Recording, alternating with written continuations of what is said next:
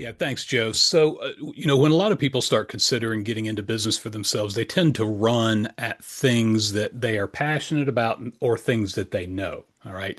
And neither one of those is inherently bad.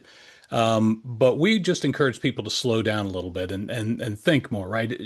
The things that you're passionate about may matter to you and they may matter to you now, but down the road, they may not matter to you. And the reality is that the world doesn't always care what you're passionate about, and sometimes you can't adequately monetize businesses like that. For anybody that is thinking about business ownership in any format, I would encourage them to read a book by a gentleman named Michael Gerber, which is called The E Myth and The E Myth Revisited. Highly, highly recommended.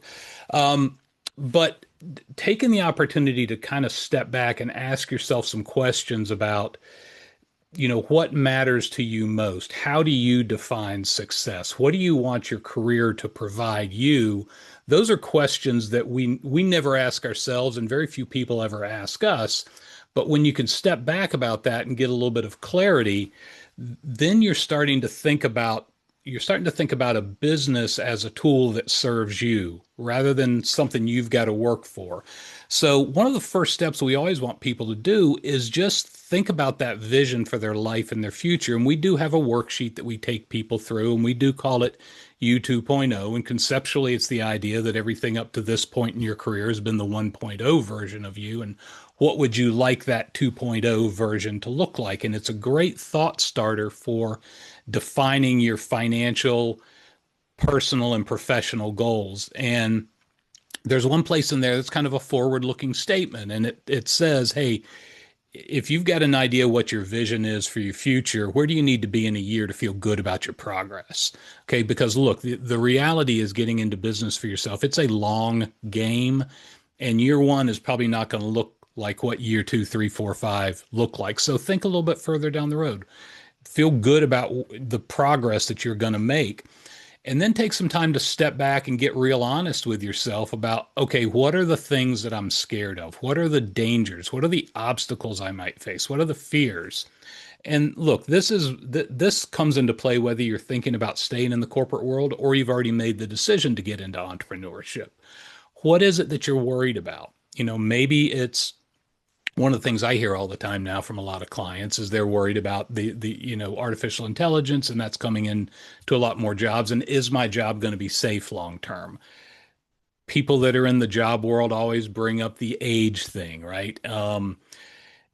When you're thinking about being in business for yourself, it's normal to have a lot of fears. If you don't, I would be worried about you.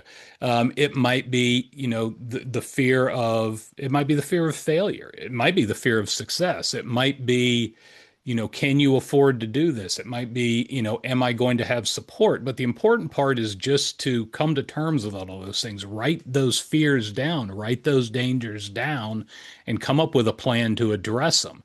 Because once you can start moving past that, then you get to focus on the things that really matter to you, the opportunities in life. And even when you think there aren't any of those, there always are. The things that are important to you personally and professionally.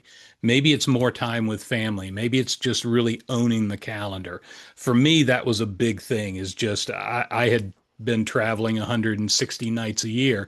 I never wanted to be on an airplane again. I wanted to work from home. I wanted to be really present. I wanted to control my own schedule rather than having my schedule control me. Sometimes it might be financial, sometimes it might be long term. But what are the things that matter to you? And then because you're going to be making a transition and you're going to be doing something new and different, what are the strengths that you have? What are those things that you can lean on? Yes, skills matter, but you can learn new skills. The strengths are more things like your attitude, right? Do you have a bias towards action? Are you someone that runs at obstacles, or do you shy away from them? Do you have a really strong support network? All of those are the strengths, and those are the things that you're going to lean on as you move forward.